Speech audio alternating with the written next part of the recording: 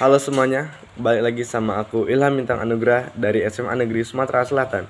Jadi pada video kali ini saya bakal nge-review salah satu buku yang sangat populer di dunia, yaitu buku yang berjudul The 48 Laws of Power, karya Robert Greene. Buku ini pertama kali diterbitkan pada tahun 1998 dan sampai sekarang masih banyak dibicarakan karena isinya dianggap berani dan tidak biasa dibandingkan buku pengembangan diri lainnya.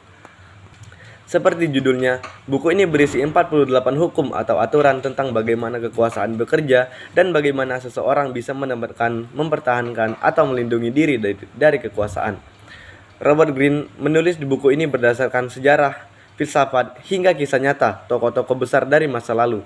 Karena itulah buku ini terasa unik karena tidak hanya memberikan teori, tetapi juga contoh-contoh konkret dari peristiwa sejarah.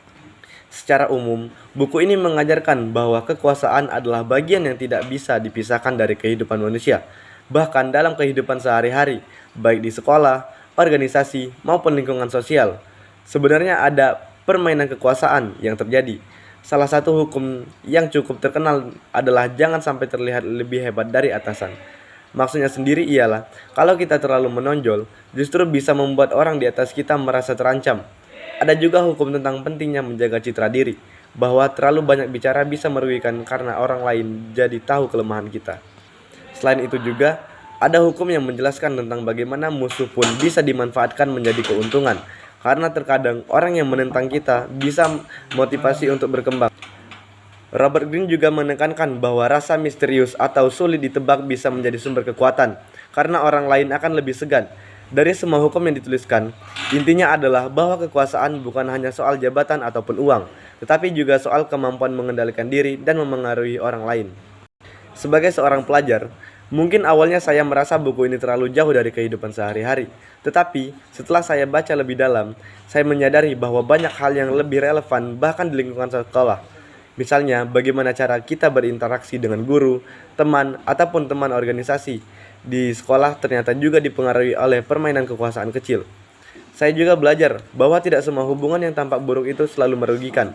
Terkadang, kritik dari orang lain justru bisa membuat kita lebih kuat. Untuk kelebihan utama dari buku ini adalah keberanian penulis dalam membongkar realitas yang sering tidak dibicarakan secara langsung. Robert Greene menulis dengan sangat belak-belakan tentang bagaimana kekuasaan bekerja tanpa menutupi sisi manipulatif yang sering terjadi. Selain itu, buku ini juga sangat kaya akan contoh sejarah, sehingga pembaca bisa memahami teori melalui kisah nyata. Hal ini membuat buku ini terasa mendalam sekaligus membuka wawasan. Untuk kelemahan atau kekurangan dari buku ini juga, yang pertama itu adalah jumlah halaman yang cukup tebal, sehingga bisa terasa melelahkan untuk dibaca. Yang kedua, isinya cenderung serius dan terkadang terasa terlalu manipulatif, sehingga mungkin tidak cocok untuk semua orang. Ada yang menilai bahwa buku ini justru bisa mengajarkan cara yang tidak etis untuk meraih kekuasaan.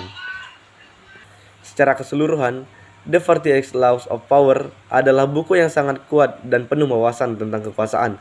Buku ini mengajarkan kita bahwa kekuasaan selalu hadir di sekitar kita, baik dalam skala besar ataupun kecil. Mungkin sekian video review buku saya tentang The 48 Laws of Power. Semoga ulasan ini bermanfaat dan bisa memberikan gambaran bagi teman-teman yang mungkin tertarik untuk membaca buku ini. Terima kasih sudah menonton dan sampai jumpa.